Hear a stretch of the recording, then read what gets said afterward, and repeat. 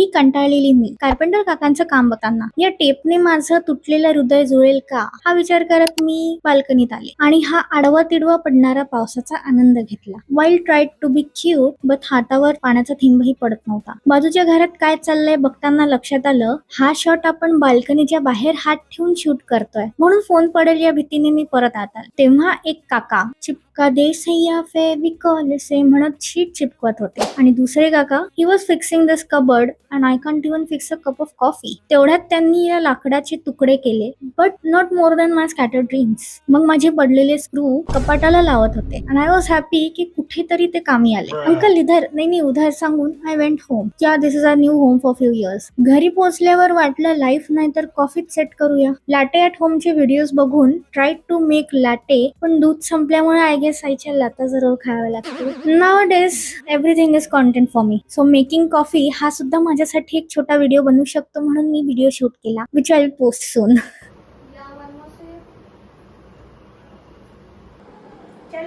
या कट